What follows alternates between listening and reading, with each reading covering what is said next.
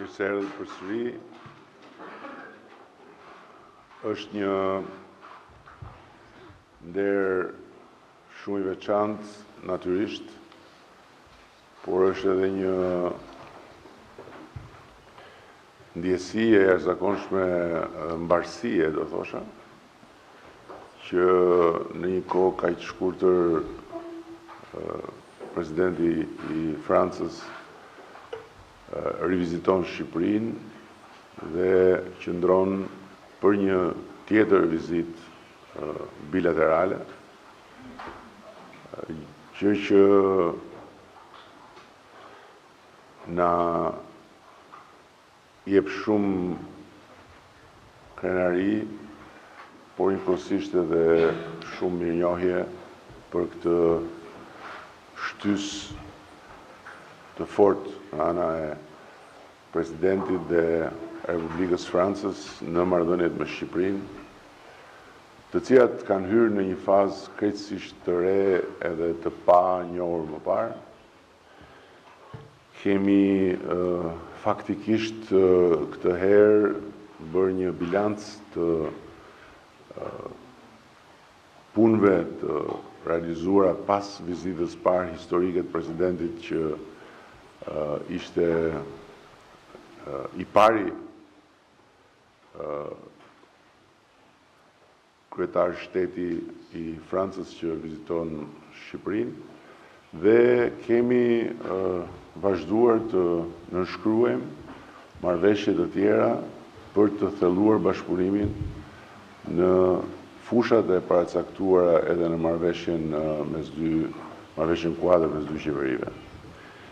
Është një privilegj i veçantë që Shqipëria mikpriti komunitetin politik evropian dhe patjetër është një privilegj i veçantë që së bashku me presidentin dhe një grup vendesh e kemi shtyrë këtë projekt të komunitetit politik evropian në pikën ku tani më ka konsensus të plot nga të gjithë vendet përbërëse dhe faktikisht po krijohet një substancë e re në marrëdhëniet mes vendeve evropiane.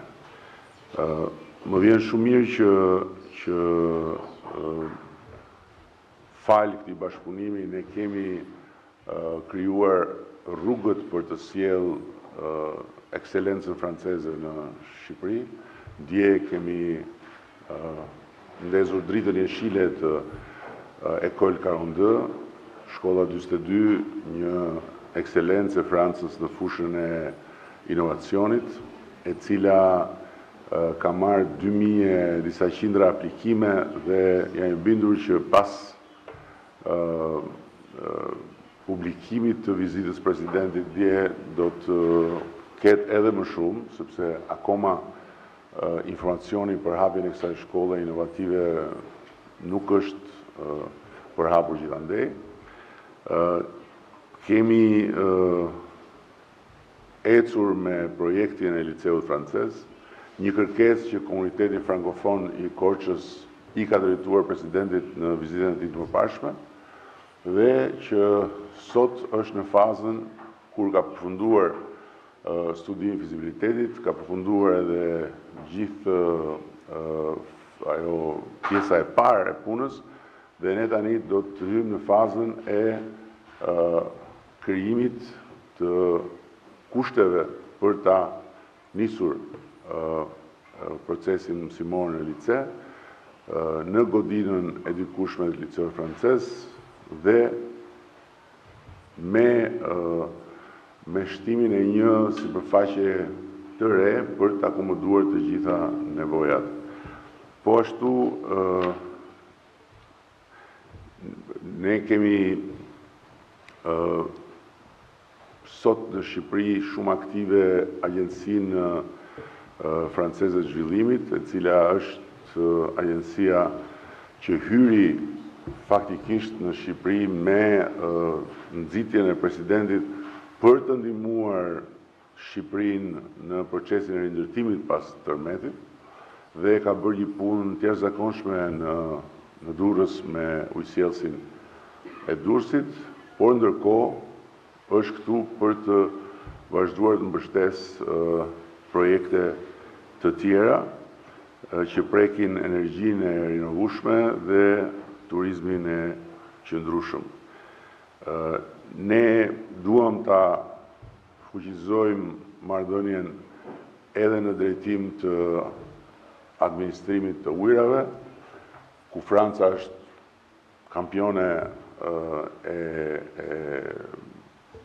inovacionit, kampione e eksperiencës dhe ka kompani të cilat operojnë në të gjithë botën, po ashtu kemi folur edhe për mbetjet dhe edhe në këtë drejtim jemi duke punuar me Francën për të pasur një plan të përgjithshëm i cili të bazohet jo thjesht në strategjinë që ne e kemi, por të bazohet në hapa konkret të punës, pasi në procesin e negociatave për antarësim, procesin e antarësimit në Bashkimin Evropian, ky është një kapitull shumë i rëndësishëm dhe këtu ne kemi shumë për të bërë. Kështu që nëse arrim të kemi deri në fund këtë bashkëpunim me ekselencën franceze, do jetë një vlerë e shtuar dhe do të fitojmë shumë kohë.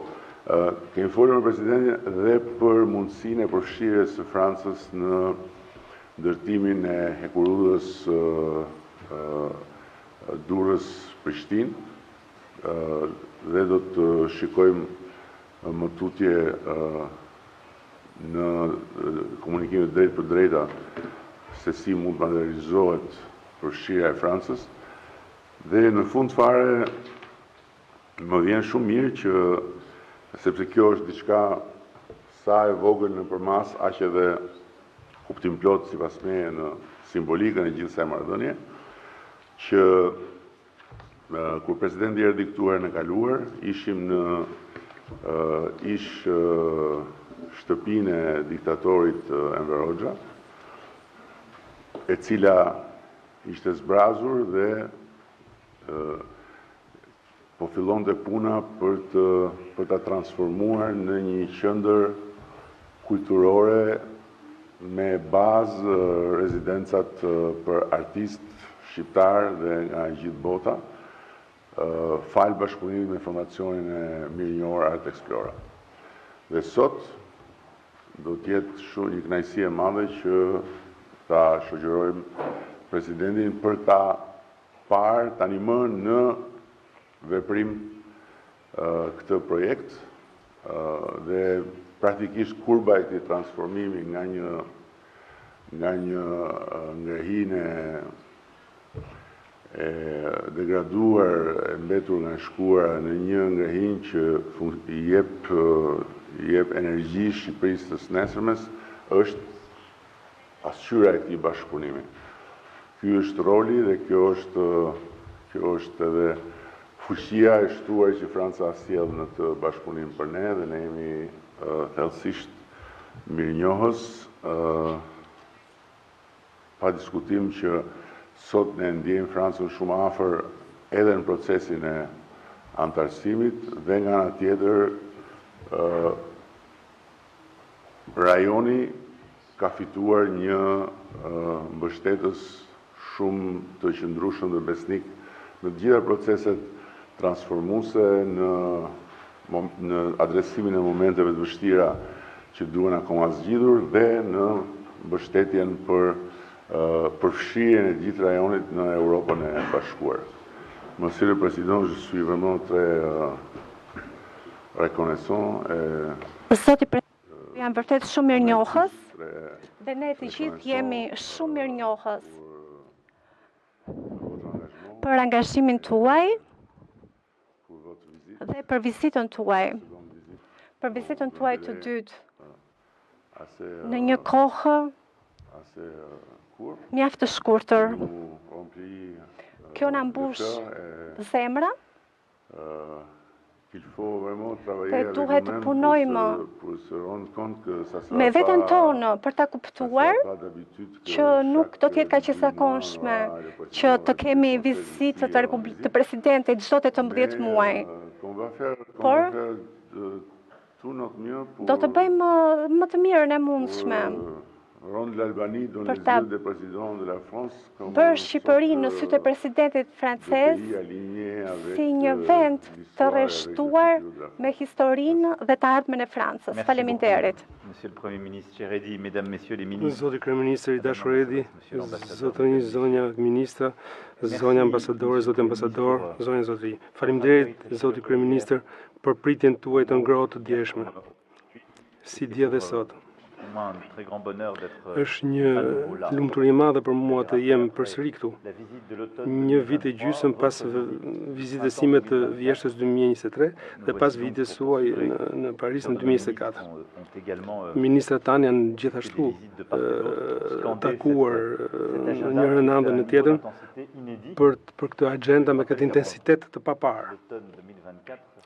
Vjeshta 2024 kishte 110 vjet pa vizita presidenti. Dua të filloj këtu për duke u falendëruar për rizgjedhjen tuaj, për besimin që morët, që është e rëndësishme për ju dhe për ne të gjithë, sepse është ky mandat që do na lejojë të vazhdojmë këtë agenda kaq ambicioze, të dëshiruar nga vendi që për kaq vjetësh. Dhe ju falenderoj për organizimin e CPS, që është samiti i parë i bërë në rajonin e Ballkanit. Faleminderit për këtë, për pritjen tuaj, si dhe për vazhdimin që do bëjmë së bashku. Ju e thatë që marrëdhënia jonë e dy anshme është e strukturuar ndërmjet disa ambicjeve, së pari, sepse në vjeshtën e 2024 filluam dhe po merr formë. Në të vërtetë, ne kemi vendosur së bashku në atë moment për një politikë inovacioni dhe bashkëpunimi të shtrënguar. Jam shumë i lumtur që pash promocionin e parë të shkollës 42, marrëveshjen për Green Eye shqiptare, e mbështetur nga Franca, që është një nga akset e rëndësishëm të këtij partneriteti. Dhe ajo që ishte vendosur në vjeshtën e 2023-shit u bë fakt. Shkolla 42 është një realitet, promocionet e para kanë filluar dhe ne mundohemi të transformojmë gjërat krahasues. Në të njëjtën mënyrë, ne kemi vendosur për liceun francez të Korçës, gjithçka ishte vendosur është bërë, studimi paraprak është bërë, ne do vazhdojmë ta përshpejtojmë. Bashkëpunimi universitar, partneriteti ndërmjet Universitetit të Tiranës dhe Universitetit Teknologjik të Kompjenjës po bëhet realitet dhe avancon. Më vonë vendosëm në prill të 2024 kur erdhët në kornizën e referencës në fushën ekonomike, projekti prioritar, menaxhimi i ujit, turizmi, bujqësia, me shumë aktorë francezë që më kanë shoqëruar ka një vit e gjysmë dhe që sot janë duke u shtrirë nëpër projekte ndërmjet nesh. Ju e rikujtuat projekti kulturor që e duam, atë që do vizitojmë pak më poshtë dhe bashkëpunimet e shumta. Gjithë kjo për të thënë që deklaratat e kaluara para jush u bën realitet tani. Kemi avancuar gjithashtu në temat e mbrojtjes. Kjo është shumë e rëndësishme. Ministrat tanë nënshkruan dje marrëveshje dhe partneritete shumë strukturues. Ne do të vazhdojmë në të gjitha fushat me kapacitet të mirë. Radarët e mbikëqyrjes, bashkëpunim për strukturim aeror. Përtej kësaj, ne kemi vazhduar sot të vazhdojmë dhe për të pasur akoma më shumë aktorë francezë në infrastrukturë, në menaxhimin e ujit, të mbeturinave, prania jonë në projekte shumë strukturues për të gjithë rajonin dhe e ndaj bashkë me ju këtë agenda shumë pragmatike dhe shumë ambicioze. Franca do jetë krahas jush për kapacitetin e financimit dhe për ndërmjet këtyre operatorëve të mëdhenj industriale. Ju folët. Më shumë se 300 milion janë bërë tashmë Bëhet fjalë për projekte urgjence, për energjinë, për turizmin e qëndrueshëm dhe për rajonin e Korçës, që është djepi historik i frankofonisë në Korçë, në Shqipëri. Ne kemi vendosur këtë që nga vjeshta 2023 me të njëjtat ambicie. Përtej kësaj marrëdhënie dypaqe, ne kemi dëshiruar të shkojmë edhe më larg dhe më fort. Është vendi i Shqipërisë në Bashkimin Evropian, që është i rëndësishëm. Dua ta rishpreh këtu bindjen e plot që kam, që shpreha gjatë vizitës së mëparshme për ribashkimin e kontinentit evropian, për të bërë ballë sfidave të përbashkëta. Shqipëria ka treguar udhën, ka bërë avancime shumë të mëdha këto kohë të fundit. Ka bërë shumë blloqe kapitujsh të negociatave. Unë kam besim ka ajo që do bëni ju. Dhe jam shumë i lumtur për mandatin shumë të qartë që keni pasur. Udha e Shqipërisë është shumë e qartë drejt BE-s. Reformat ambicioze që po bëni dhe pas këtyre reformave dhe këtyre blloqeve negociatash që duken shumë teknike për bashkëdhetarët tuaj, është një udhë, është aventurë që është shumë sensibël. Folëm pak mbrëm për këtë udhën europiane. Franca do jetë krahasues për të shoqëruar në këto reforma dhe për të mbrojtur dhe për të shoqëruar në mënyrë që meritat tuaja të njihen nga të gjithë dhe që agjenda të mbahet. Sepse ju do mbani agjendën tuaj dhe ne do ta mbajmë tonën. Për këtë perspektivën e 2027-s, që nuk është vetëm një perspektivë, por një realitet. Të paktën që nga fillimi i mandatit tim të parë dhe ristrukturimi i 2019-s me strategjinë franceze për Ballkanin Perëndimor. Destinacionin e këtij rajoni dhe Shqipëria tregon udhën në mënyrë të shkëlqyeshme. Për këtë doja të dish i pranishëm përveç CPS, por për t'ju rishprehur besimin që kemi për udhën drejt Europës dhe besimin e Francës për këtë udhë europiane që do bëhet realitet. Faleminderit zoti kryeminist për pritjen tuaj dhe faleminderit shumë për miqësinë ndërmjet dy vendeve tona. Miqësia me Francën na nderon dhe është privilegj të jesh mik i Francës, vërtet. Presse. 9 personnes ont de nouveau trouvé la mort en Ukraine dans une attaque de drone russe. Në një sulm me drone rus. Është përgjigjja e Vladimir Putinit për propozimin tuaj, për propozimin evropian dhe amerikan për armëpushimin. Apo a duhet që tani të vendosen sanksione shtesë ndaj Rusisë dhe a do t'i kërkoni presidentit Putin që të veprojë në këtë drejtim? E keni fjalën për presidentin Trump? Dua të them si fillim mbështetjen tonë për popullin ukrainez dhe drejtuesit e tij dhe këto humbjet e orëve të fundit. Dua t'ju them, nuk kemi qenë kurrë naiv dhe kjo nuk ka ndalur kurrë. Propozimet e armëpushimit që po i rikujtoj, që është një iniciativë amerikane, nuk janë respektuar nga presidenti Putin dhe ushtria e tij. Gjërat janë të thjeshta. Ne jemi krahas ukrainësve që ditën e parë, që nga 2014 me sanksione, me një proces që u caktua në Minsk dhe me formatin e Normandisë për të cilën e shoqëruan dhe lufta masive që nga 2022 ne jemi krahas Ukrainës. Një president është zgjedhur nga populli amerikan. Ai erdhi me një ambicie për të bërë paqen. Tha që do të angazhoj të gjithë për të sjellë paqen. Ishte një deklaratë e rëndësishme dhe Shtetet e Bashkuara të Amerikës duhet të respektohen për këtë. Presidenti amerikan bëri së pari një propozim për armëpushim në shkurt. Ne reaguam duke thënë që armëpushimi nuk do ishte i mjaftueshëm, duhet një paqe e fortë dhe e qëndrueshme. Kështu e bëm në takimin e parë në Paris në shkurt, pastaj takimet e tjera më të mëpasme, me një punë shumë intensive me kryeministin Starinov. Është një propozim amerikan ky armëpushim.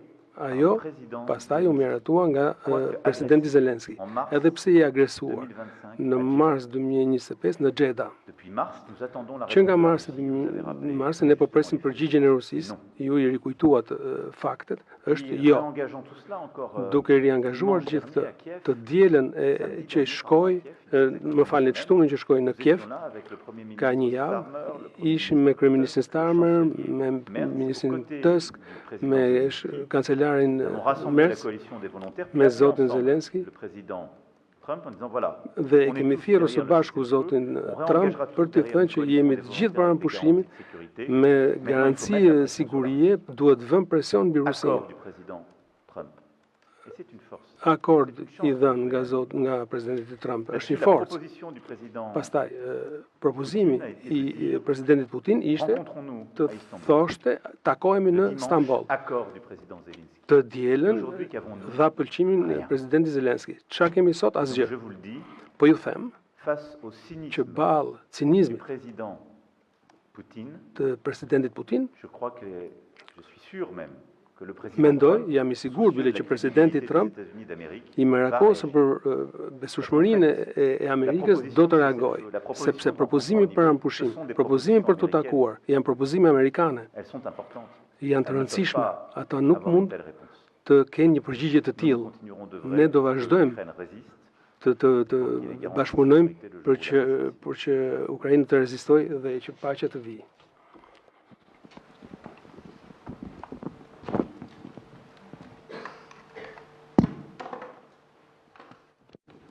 Përshëndetje, mirë se erdhët në Shqipëri, zoti president. Pyetja e parë shkon për ju. Unë jam Razila Myslimaj nga Report Televizion.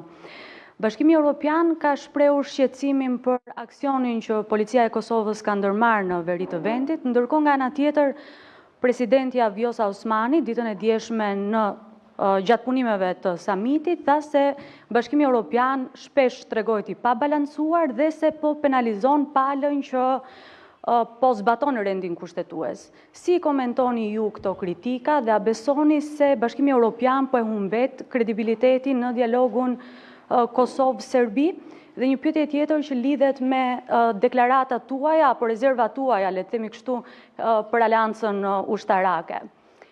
Ka të bëjë me si komentoni ju faktin që Aleanca Ushtarake dhe nga presidenti Trump po vinë kërkesat her pas hershme për të rritur buxhetin e mbrojtjes në 5% dhe është e drejtë që edhe vende si Shqipëria me buxhetet kufizuara të shkojnë në të njëjtën linjë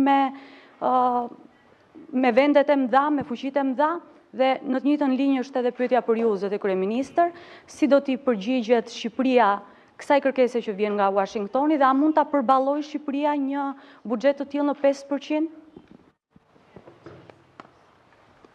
Alors, sur votre première question, për pyetjen e parë. Udhërrëfyesi është shumë i qartë dhe kemi kaluar shumë kohë me dialogun ndërmjet Beogradit dhe Prishtinës. BE-ja është legjitime për të kërkuar që të ketë avancime konkrete çështjen politike, mbi zgjedhjet e komunave që nuk kanë qenë të kënaqshme, për çështjet e sigurisë. Kjo është e njohur, nuk ka asgjë të re. Mendoj që ekzigjenca nuk është humbje besueshmërie, duhet të dalë nga kjo ballëpërballje që bllokon situatën. Unë uroj që javët e ardhshme të rifillojmë dialogun edhe me Prishtinën dhe me Beogradin, sepse secili vend është përballur me vështirësi politike, sociale, për të mundur të bëjmë avancimin. Është e rëndësishme për gjithë rajonin. Mendoj që kërkesat janë legjitime, nuk duhet të lëmë të vendoset një dialog i tërfortë. Nuk është mënyra korrekte për të avancuar. Të paktën kemi një vullnet, mund të më bëni besim për këtë, për qëllimin e avancimit, sepse mendoj që për sigurinë e Europës sonë, për bashkimin e saj, duhet ta bëjmë këtë udhë. Por duhet është legjitime të kemi ekzigjenca për këtë gjë. Nuk është ide e mirë kur mundohemi të përçajmë linjat apo të vëmë në dyshim procesin.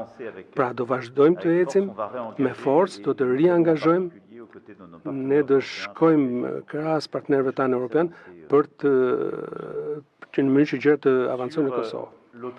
Për NATO-n dhe ekzigjencat. Franca, mendoj sot, ka ushtrinë më efikase të Europës. Kemi një ushtri komplete, tek e cila kemi reinvestuar që për 2017 me 2 ligje të programimit ushtarak, që kanë dyfishuar buxhetin e ushtrive tona. Kemi kapacitetin e zhbindjes bërthamore, kemi autonomi strategjike në këto segmente, kemi një përvojë operacionale të papar në teatret e operacioneve në lindjen e mesme, në Afrikë e tjerë. Jemi sot me 2,1% të PIB-it. Ne vazhdojmë të shtojmë këtë buxhet për vitin që në vazhdim dhe vitin e ardhshëm. Nuk kam konsideruar kur që përqindja e PIB-it është një fund në vetvete. Duhen analizuar sfidat që kemi dhe krahas saj kemi një angazhim të mirë, një nivel të mirë angazhimi.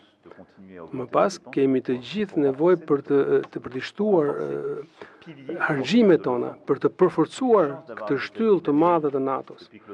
Jemi të kënaqur të kemi mbështetjen e Amerikës. 1/3 e aleancës mbështetet nga ajo, po të jemi të qartë. Aleatët tanë amerikanë në mënyrë në shtim shikojnë gjetk dhe na kërkojnë që të marrim në ngarkim gjithmonë më tepër mbrojtjen tonë. Është legjitime, nuk shifrohet vetëm me përqindjen e PIB-it dhe nuk duhet të përkthehet në blerje materiali amerikan, sepse do kishte vetëm një pasojë të shtonim varësinë tonë në industrinë amerikane. Pra duhet që ne europianët të investojmë më shumë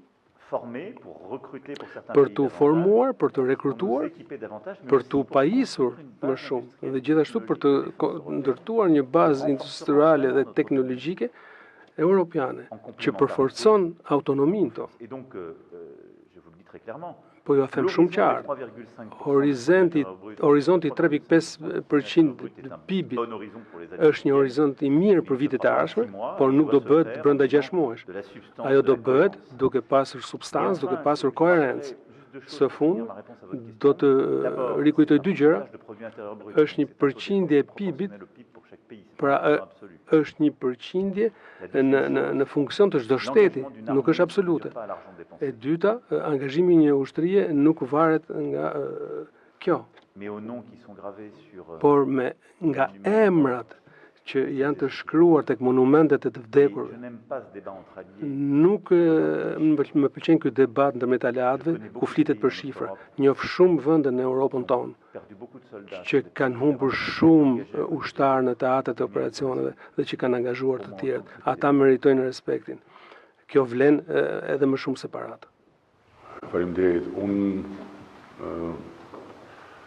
dua të them që spari ne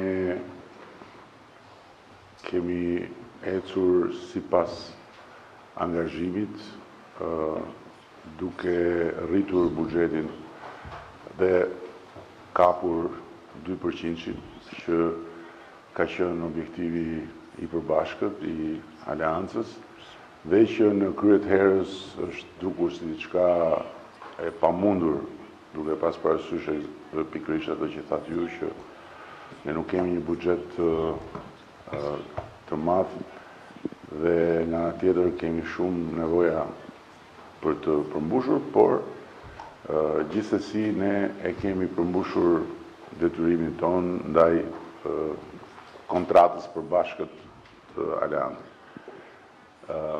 E dyta, ky është një moment i veçantë që ka sjell në tryez nevojën për të investuar më shumë dhe nga ana tjetër ne duam ta shfrytëzojmë si moment për të rilindur industrinë tonë ushtarake, gjë që kemi nisur ta bëjmë, duke e shfrytëzuar investimin më shumë në buxhet për mbrojtjen si një investim për të krijuar vende të reja pune të mirëpaguara, për të rritur kapacitetet e vendit në drejtim të kualifikimit të kraut punës dhe kështu me radhë. Por një gjë besoj unë është shumë e qartë, duke parë që tani që është kjo fryma e përgjithshme që të rritën buxhetet, na vinë kompani nga të katër anët e Europës, kemi këtë për të shitur, kemi atë për të shitur, blini nga ne makina, blini nga ne bicikleta, është diçka që tregon se çështja nuk është sa para vëmë ne në dispozicion, por si përdorim ato para, me çfarë efikasiteti, dhe si këto para që përdorim ne e kompletojnë panoramën e përgjithshme të gjithë vendeve europiane. Sepse Franca është një rast unikal që ka një ushtri nga ajat e zhëja edhe që mund t'i bëj vetë të gjitha. Po Shqipëria nuk mundet dot ta ketë një ushtri të tillë, dhe si Shqipëria janë shumë vende tjera që nuk mund të kenë një ushtri që t'i ketë të gjitha deri tek arma bërthamore. Kështu që ne duhet të jemi komplementar në kontekstin e përgjithshëm, dhe për këtë arsye duhet një plan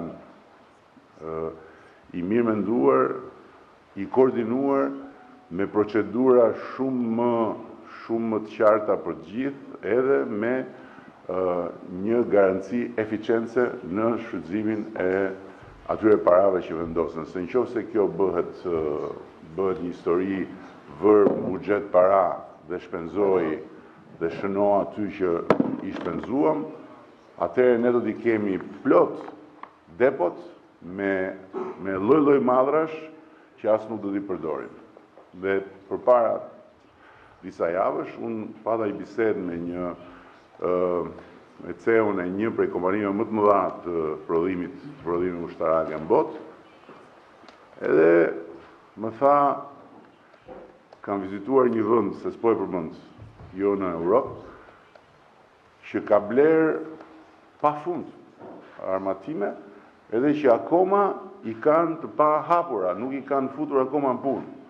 Tani, në letra, kjo mund të rezultojë si një shpenzim i mjaftueshëm për ushtrinë, por në fakt nuk është një forcim i mbrojtjes. Kështu që unë jam 100% dakord me atë që tha presidenti, që ne duhet të jemi realist në gjithë këtë histori dhe të kuptojmë si do t'i rrisim kapacitetet, jo si do rrisim buxhetin vetëm, por si do rrisim kapacitetet, si do kemi mbas një X numër vitesh një sistem mbrojtje të Europës më efikas, më të gatshëm, më të plot, dhe jo si do kemi në për bloqe shpenzime ushtarake për të bler lart e poshtë mjete. Kjo është në kundërshtim. Dhe nga ana tjetër, ne nuk duhet të harrojmë që Europa nuk